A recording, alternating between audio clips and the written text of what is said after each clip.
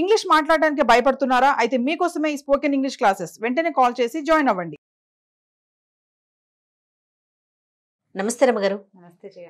రమగారు, కొన్ని మనం తినే ఆహారంలో విరుద్ధ ఆహారాలని అంటారు.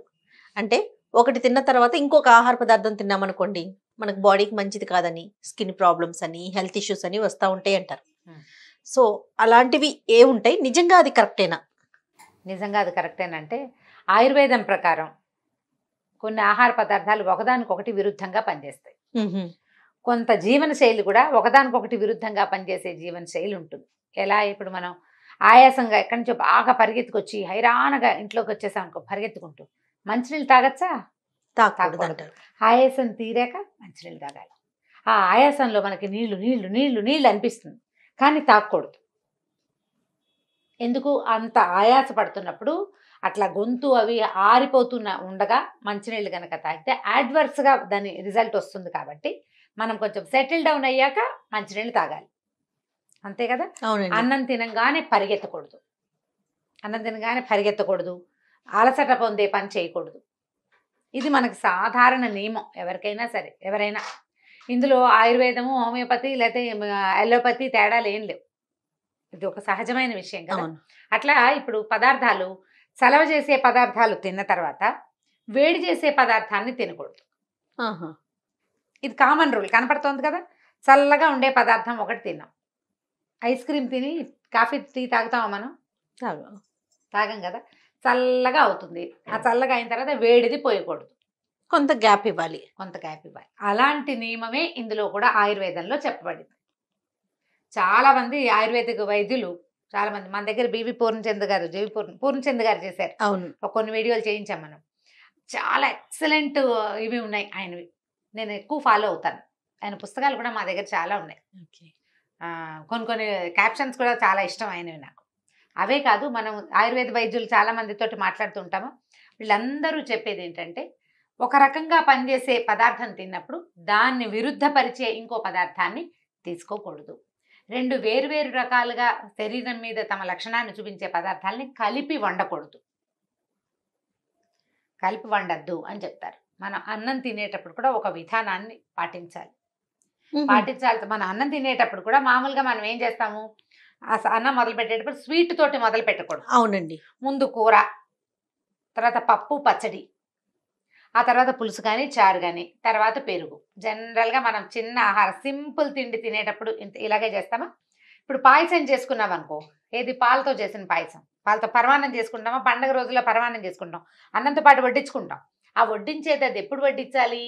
ఈ పప్పు కూర అయిన తర్వాత పాయసం లాస్ట్లో తినాలి. లాస్ట్లో తినకూడదు. పెరుగు తర్వాత పాయసం తినకూడదు. అసలు తినవలసింది ఎప్పుడు వడ్డించాలి? ఎవరైనా మీకు లాస్ట్లో తినే అలవాటు ఉంది మీకు, డెజర్ట్ లాగా భావించద్దు.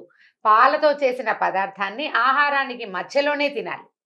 పప్పు పచ్చడి అయిన తర్వాత, పులుసుకి ముందు తీపి పదార్థాన్ని తినేసి, హల్వా చేసిన, పాయసం చేసిన, రవ కేసరి చేసిన వాటిని తిన్నాక అప్పుడు పులుసు, అప్పుడు పెరుగు తినాలి. ఎందుకో చెప్తాను నియమం. మనం పెరుగు అన్నం తిన్న తర్వాత, పెరుగు అన్నానికి పెరుగు పాలు ఒకదానికొకటి విరుద్ధం అవునా కాదా? పాలని పెరుగుగా మార్చడానికి మనం దేన్ని వాడతాం? తోడు వేస్తాం కదా, పెరుగే కదా.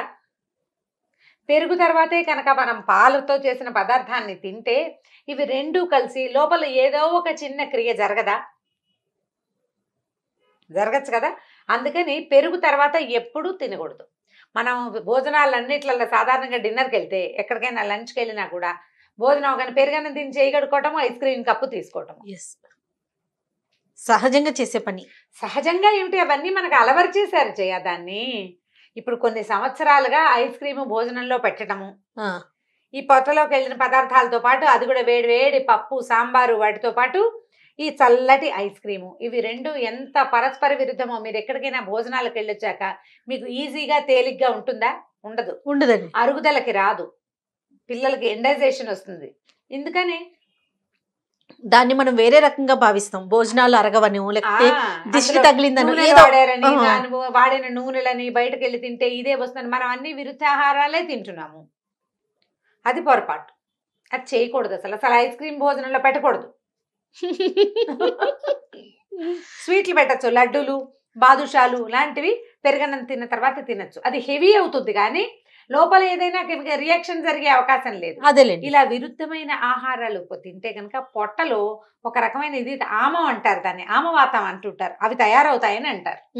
ఒక రకమైన యాసిడ్స్ అన్నమాట ఆమం అంటే, బహుశా అని అనుకుంటున్నాను నేను. ఆమము అని రాస్తారు చాలా చోట్ల. ఆమవాతం అనేది కూడా చూస్తుంటాం. పుల్లటి తేన్పులు వస్తాయి, పులి తేన్పులు వచ్చేస్తాయి సాయంత్రం అయ్యేసరికి. అదే రాత్రి 8 అయినా సరే మధ్యాహ్నం 3ంటికి తినదే గొంతులోకి వస్తూ ఉంటుంది. అవును, అవునండి. ఆ రావడానికి కారణం మనం స్వీట్ తింటమే. ఆ స్వీట్ని మధ్యలో తినేసేయాలి, ఈ ఐస్ క్రీమ్ని తినకూడదు. అలాగని భోజనం మధ్యలో ఐస్ క్రీమ్ తెచ్చుకు తిని తర్వాత పులుసన్నం కలుపుకుంటే మనం స్టూపిడ్ లా కనపడతాం చూసేవాళ్ళు. ఫన్నీగా కనిపిస్తాం. ఫన్నీగా కనిపిస్తాం. అసలు ఐస్ క్రీములు ఎత్తేయండి. నేనైతే తిన్ను జయ, ఎక్కడ లంచ్లో డిన్నర్లో ఐస్ క్రీములు తిన్ను. నాకు డైజెస్ట్ కాదు, నా సొంత ప్రాబ్లం అనమాట. ఐస్ క్రీమ్ తిన్నాను చచ్చాను అనమాట నేను.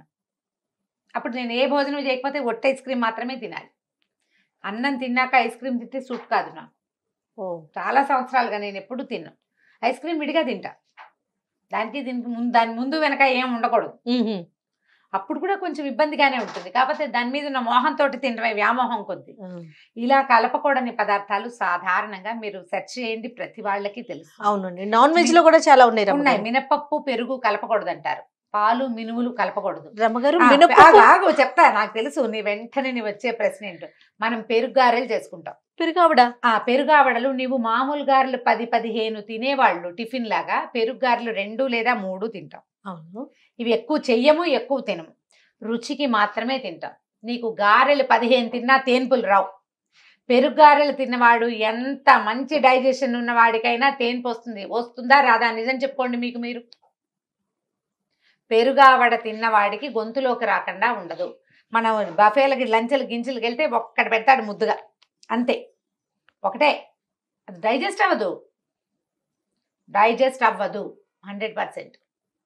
మినుము పెరుగు కలపకూడదు. అది కూడా మనం రోజు వారం వారం చేసుకోం. అవును, వారం వారం గారెలు చేసుకునే వాళ్ళు కూడా 6 నెలలకు ఒకసారి పెరుగు గారె చేస్తారు. తక్కువ తింటాం, తక్కువ తినాలి, అది అరగదు, పొట్లోకి వెళ్ళాక తిమితంగా ఉండదు. పాలు, పొట్లకాయ, సొరకాయ, బీరకాయ ఇవన్నీ పాలు పోసి వండుతారు. కొన్ని పొట్లకాయ, ఎగ్ లాంటివి కలిపి తినకూడదు అంటారు. తినకూడదు, అవి కలిపి. నాన్ వెజ్ తిన్నాక రమ్మగారు పెరుగు కానీ మజ్జిగ కానీ తీసుకోకూడదు. మరీ ముఖ్యంగా చేపలు తిన్నాక, ఫిష్ తిన్నాక తినకూడదు అని అంటారు. తినకూడదు అంటారంటే అవన్నీ కరెక్టే, పాతకాలం వాళ్ళకి బాగా తెలుసు, ఆయుర్వేద సూత్రాలు మనకు తెలియదు. కానీ ఈ విరుద్ధాహారాలు, కందిపప్పు, పప్పు అన్నం పెట్టాక పెరుగు అన్నం పెట్టచ్చు, అన్నంలో పాలు పోసి పెట్టకూడదు అంటారు. మామూలుగా చిన్నపిల్లలకి అన్నం పెట్టాం, పప్పు అన్నం పెట్టి పాలు అన్నం పెట్టకూడదు. పాలన్నం అవి కలిపి పెట్టేటప్పుడు పాలు అన్నం కలిపి పెడతామా, అందులో పంచదార, బెల్లం లాంటివి వేస్తే డైజెషన్ పాడవుతుంది. అన్నం మెత్తగా కలిపి, ఎందుకు ఏం వేయకర్ల, అన్నం మెత్తగా కలిపి పాలు పోస్తే పాలు కలిసిన అన్నమే రుచి. మేమైతే బెల్లం వేసుకుని తింటాం జయ. పాలన్నంలో బెల్లం వేసుకోవటం మాకు చాలా పాతలు. డెలివరీ అయ్యాక పెరుగు పోయారు కదా, మజ్జిగ పోయారు వాతం అని, పాలు పోస్తారా, పాలు బెల్లం కానీ తినకూడదండి. తినకూడదు, అది డైజెషన్ అవ్వదు, డైజెస్ట్ అవ్వదంటారు. డైజెస్ట్ అవ్వదు అసలు. అమిబియాసిస్ లాంటి లక్షణం ఉంటే పొట్టలో బయటకు వచ్చేస్తాయి. పాలు బెల్లం తినేసరికి అలా 4-5 రోజులు తినేసరికి వచ్చేస్తుంది, డైజెషన్ అవ్వదు. ఈ డైజెస్ట్ కాని పదార్థాలను కలపకూడదు. చాలా మంది ఇడ్లీలో పాలు పోసి కలిపెడతారు. అవునండి, అసలు మినుము పాలు కలపనేకూడదు, మినుము పెరుగు కలపకూడదు చెప్తున్నాం క్లియర్గా. మరి ఇడ్లీలో పాలు పోయటం ఎందుకు? కాస్త చారు చుక్క పోయొచ్చు కావాలంటే. కొంచెం రసం చేస్తామా, రసం పోస్తే కాస్త పలుచగా అవుతుంది. అసలు ఇడ్లీ కొంచెం చక్కగా మెత్తగా పల్చటి ఇడ్లీలు పెట్టండి, దిబ్బ ఇడ్లీలు పెట్టకుండా. అవి వేస్తామా ప్లేట్లో, వేసేటప్పుడు ఎత్తుగా రానివద్దు, పల్చగా చేయండి. ఇడ్లీ పల్చగా వస్తుంది, మెత్తగా ఉంటుంది. కొంచెం నెయ్యి అద్ది పెట్టచ్చు. ఇడ్లీ నెయ్యి మంచి కాంబినేషన్. కానీ మనకు తెలియకుండానే చాలా తప్పులు. అంటే ఇప్పుడు మీరు అన్నట్లుగా ఇడ్లీ పాలు పెట్టేస్తూ ఉంటాం, అంతే పెట్టేస్తాం. చాలా మంది బిస్కెట్లలో పాలు పోసి కలిపేసి పెట్టేస్తారు. అవునండి, అవును. అసలు ఎందుకు? ఇంకే పదార్థం దొరకదా మనకి? అసలు బిస్కెట్లే పెట్టకూడని పదార్థం, దాంట్లో మళ్ళీ పాలు కూడా పోస్తాం. ఆలోచించి పెట్టాలి. పప్పులు పాలు కలపకూడదు. పెరుగన్నంలో అరటిపండు, మామిడి పండు మనం బాగా తింటాం చేయ, మన వైపు మరీ అలవాటు. చెక్కకాయలు పళ్ళు కనపడితే పెరుగన్నంలో వేసుకోవాలి. నేను మిగలబండిపోయిన అరటిపళ్ళు ఖచ్చితంగా పెరుగన్నంలో వేసుకుంటాను. నేను కూడా చాలా అలవాటు. పెరుగన్నంలో స్వీట్ నలుచుకునే వాళ్ళు కూడా ఉంటారు. అసలు పెరుగు పళ్ళు కలపకూడదు అని ఒక నియమం అట. బరువు అయిపోతుందని, డైజెస్ట్ కాదు. ఇవేంటంటే మొదటి రోజులో విషంగా పరిణమించదు, అది లాంగ్ రన్లో ఇబ్బందులు పెడతాయి. కొంతకాలం అయ్యాక, పెద్దవాళ్ళం అయ్యాక, ఇప్పుడు ఏంటంటే మన మెషిన్ స్పీడ్గా పనిచేస్తున్నాను, దాని వల్లే ఇబ్బంది అని అనుకోము. తెలియదు అసలు, మనకి తెలీదు. ఇది చెయ్యకూడనివి చేయకూడదు. అన్నం తినగానే స్నానం చేయటం, అవును, రాత్రి పడుకునే ముందు స్నానం చేయటం. అసలు రాత్రిపూట స్నానమే చాలా పొరపాటు, ఆరోగ్యం కాదది, వాతం చేస్తుంది ఒంటికి.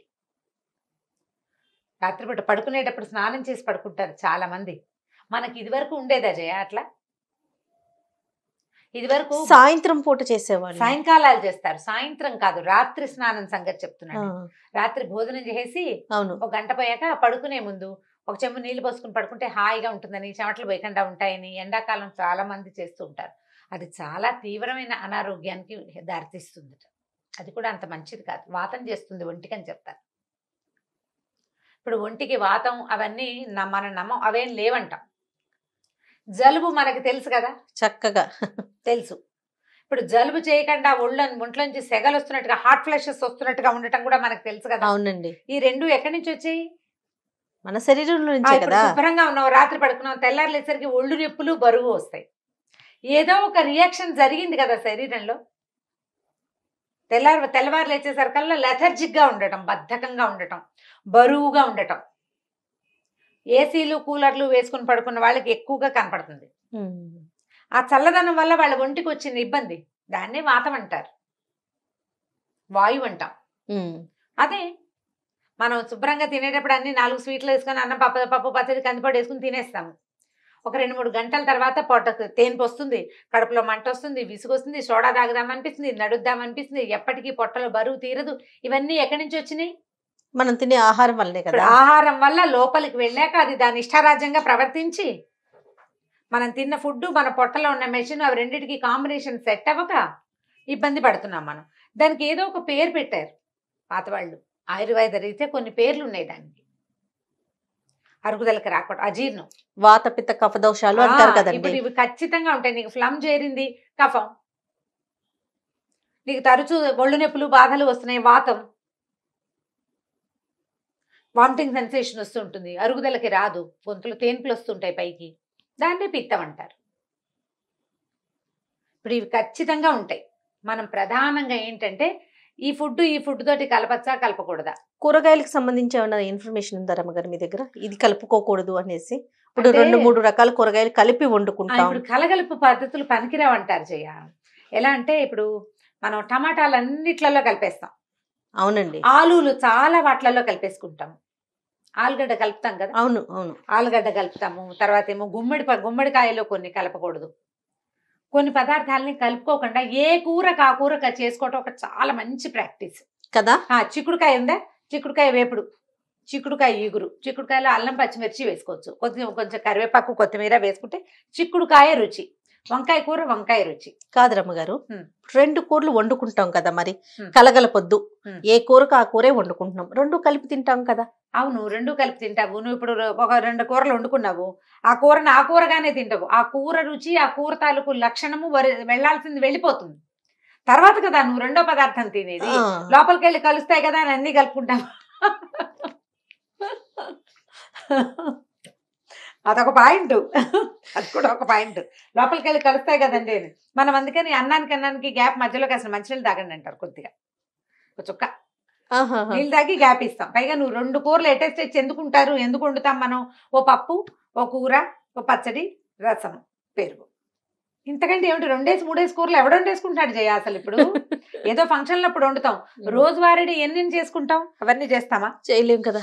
అంత అన్నం ఎవరు తింటున్నారు అసలు? పగల అన్నం తిని రాత్రి అన్నం తినడమే మానేస్తున్నాం. ఆలోచించుకుని చేసుకోవాలి. ఆలు ఫ్రై, ఫ్రూట్స్ విషయంలో ఏమైనా ఉందండి? ఫ్రూట్ సాలెడ్స్ చేస్తారు కదా. అవును, ఫ్రూట్ సాలెడ్ కూడా కొన్ని కలపకూడదు అంటారు జయ. అంటే అవైనా కూడా ఇప్పుడు సాలెడ్ చేయటం అంటే అన్ని రకాల పదార్థాలు కలిపి మళ్ళీ దాంట్లో అవి కలవడం కోసం అది ఇంకోటి ఏదో ఉంది కదా, లిక్విడ్ ఏదో వేస్తాం. దాని పేరు ఏమిటి? కస్టర్డ్ లాంటివి, కస్టర్డ్ చేసేసుకోవడం. కస్టర్డ్ పౌడర్ కలుపుకొని ఎందుకు? ఏ పండుగ ఆ పండు తినకూడదు? ఏ పండుగ ఆ పండు తినొచ్చు అనుకోండి. ఇప్పుడు అదొక కొత్త ఆహార పదార్థం అని ఒక ఫీల్ కదా రమ్మగారు. ఎప్పుడైనా తింటాం కదా, ఎప్పుడన్నా కదా తింటాం. అందులో పాలు పోసి అవి పోసి ఫ్రూట్స్ మిల్క్ కలపకూడదు అంటారు సాధారణంగా. పాలు పళ్ళు కలుపుకోకూడదు. ఇప్పుడు పుల్లటి పళ్ళు ఉంటాయా? అందులో సిట్రస్ ఫ్రూట్స్ ఉంటాయి కదా, సిట్రస్ ఫ్రూట్ పాలు కలిపితే ఎట్లా విరిగిపోతాయి కదా పాలు పులుపు తగిలేసరికి. దానిమ్మలో కూడా కొంత సి విటమిన్ ఉంటుందా? మరి కమలాలు, బత్తాయిలు, ఇవన్నీ గ్రేప్స్ ఇవన్నీ పులుపు కదా, వీటిలలో పాలు పోస్తే ఇట్లా విరుద్ధమైపోలా. ఏ పళ్ళకి ఆ పళ్ళు తినండి, ఎప్పుడైనా సాలెడ్ తినండి ఒక్కసారి, రోజు అవి తినం కదా. శుభ్రంగా అన్ని ద్రాక్ష పళ్ళు తినండి, ద్రాక్ష పళ్ళు తిన్నాక పిల్లలకి పాలు కలిపివద్దు. కమలాలు, ద్రాక్షలు అవి తిన్నప్పుడు పాలు తాగకూడదు. కలుపుకోవడం సంగతి పక్క పెట్టు. సిట్రస్ ఫ్రూట్ తిన్నాక కమలా పండిచ్చం పిల్లడు పాలు తాగుతాడు, కక్కేస్తాడు, పాలు పెరుగుగా అయిపోతాయి. లేదా పాలు తాగుతాడు, పాలు తాగిన కాసేపటికి ఎవరన్నా కమలా పండు తింటుంటే పిల్లల దగ్గరికి వస్తే ముద్దుకు ఒక కమలా తోనిస్తే ఒక 5 నిమిషాల్లో కక్కేస్తాడు. మనం ఈ కక్కేయటాన్ని సహించలేకపోతాం. పిల్లడు కక్కేస్తే అందరు పిల్లలు ఊరుకోరు, కొంతమంది ఏడ్చి గగ్గోలు పెట్టి సొమ్మసిల్లిపోతారు ఆ చిన్న వామిటింగ్కి. మనం చేసిన పని ఏంటి, పాలు తాగిన పిల్లడికి కమలా తొనబెట్టాం. మనం ఎక్కడ ఆలోచిస్తాం, పాలు బాగోలేదు, బాటిల్ సరిగ్గా కడగలేదు, ఇట్లా ఆలోచిస్తాం తప్ప కమలానే కారణం అనుకోము. చూసుకోవాలి, కొంచెం కష్టమే కదా రమ్మగారు. అంతే. ఇంకొకటి ఉంది చెప్తానండి నీకు, చాలా ఇంపార్టెంట్ మ్యాటర్. పొద్దున్నే ఇడ్లీ దోశ ఏదో చట్నీ తింటామా, ఇడ్లీ సాంబార్ తినేస్తాం, దాని తర్వాత కాఫీ తాగకూడదు. Idli sambar with coffee. కానీ జయ నాకు ఎప్పుడు మేము ఎక్కడికైనా ఊరు వెళ్ళినప్పుడు జనరల్గా ఇక్కడ బయట టిఫిన్లకు వెళ్ళి అలవాటు లేదు మాకు. సంవత్సరంలో ఒకసారి లేదా 2 ఏళ్ళకు ఒకసారి బయటికి వెళ్ళేది మేము ఊళ్ళో ఉంటే. బయటికి వెళ్ళినప్పుడు ఏదైనా ఊరు వెళ్ళినప్పుడు టిఫిన్ తినాక కాఫీ తాగితే ఒక 3-4 గంటల పాటు మళ్ళీ భోజనం చేసాక తిక్కగానే ఉండేది. నాకు ఆకలి అనిపించదండి. ఆకలికి అది ఏమిటో తిక్క విసుగు, అది ఏమిటో తెలీదు. తర్వాత నేను ఒకసారి ఒక ఆర్టికల్ తెలుసుకుని చదువుకున్నాను. చదివాక నాకు అర్థమైపోయింది అనమాట, ఓహో నేను ఈ పొరపాటు చేస్తున్నాను. నేను కాఫీ ఎత్తేసాం లిస్ట్లో ఇచ్చి. టిఫిన్ తింటే ఓన్లీ టిఫినే తిను, కాఫీ తాకు. టిఫిన్ తిన్న వెంటనే కాఫీ ఆ టీ ఏదైనా తాగుతారు జనరల్ గా. రమ్మగారు మీకు తెలుసా, బిర్యానీ తిన్నాక టీ తాగుతారండి చాలా మంది, ఎందుకంటే తొందరగా అరుగుదలకు వస్తుంది అని. మరి అది నిజమో కాదో తెలీదు. బిర్యానీ సంగతి నేను చెప్పను కానీ పెరుగన్నం తిన్నాక టీ తాగటం మాత్రం చాలా పొరపాటు. బిర్యానీ సంగతి చెప్పరా? బిర్యానీ సంగతి నాకు తెలీదు. బిర్యానీలో కూడా పెరుగు వేసుకుంటాం కదా, పెరుగు వేసుకుని నలుచుకుని తింటారు కదా, రైతాలు వేసుకుంటారు. అవునండి. వీటి తర్వాత టీలు అవి తాగకూడదు. ఘనాహారాన్ని తీసుకున్న తర్వాత వేడి ద్రవ పదార్థాలను తీసుకోకూడదు. అది కూడా పచనం చేయబడింది. మంచినీళ్ళు తాగండి, వేడి నీళ్లు చాలా మంచిది. భోజనం తర్వాత కాసిన ఒక హాఫ్ అన్ అవర్ గ్యాప్ ఇచ్చి నిమ్మరసం కలిపిన వేడి నీళ్లు తీసుకోండి, ద బెస్ట్. మీరు హెవీగా భోజనం చేసినప్పుడు ద బెస్ట్. వేడి గోరువెచ్చటి నీళ్ళు తీసుకోండి, ఆరోగ్యానికి మంచిది. ఐస్ క్రీమ్ అన్నం తిన్న తర్వాత తినద్దు. భోజనం తర్వాత డెజర్ట్ తినాలి అంటే లడ్డూలు అలాంటివి తీసుకోవచ్చు, స్వీట్. పాయసం కానీ ఐస్ క్రీమ్ కానీ అంత మంచిది కాదు భోజనం తర్వాత. ఈ మొదటి రోజున తినగానే నాకేం లేదండి మేము శుభ్రంగా తింటాం, మేము ఎన్నేళ్ళ నుంచో తింటున్నామని చెప్తారు ఖచ్చితంగా. అవునండి. అవును. ఇప్పుడు మనం డాక్టర్ గారితో మాట్లాడినప్పుడు కృష్ణ కిరణ్ గారు మనకు అలాగే చెప్పారు, ఇప్పుడేం ఉండదు, ఇప్పుడు బాగానే ఉంటావు నువ్వు. దీని తాలూకు ఎఫెక్ట్ నువ్వు లోపల నీ మెషిన్ని నువ్వు పాడు చేసింది, చిన్నగా చేసింది నీ ఆఫ్టర్ 45 ఆ వ్యవహారం బయటపడుతుంది. నువ్వు చిన్నప్పుడు చేసిన దానివల్ల ఇది వచ్చిందని నీకు తెలియదు. నేను చిన్నప్పుడు ఇలా చేసా అందుకు నాకు ఇలా వచ్చింది కాబట్టి మీరు ఇలా చేయకండి అని మీరు పిల్లలు కూడా చెప్పలేకపోతారు, మీకే తెలియదు.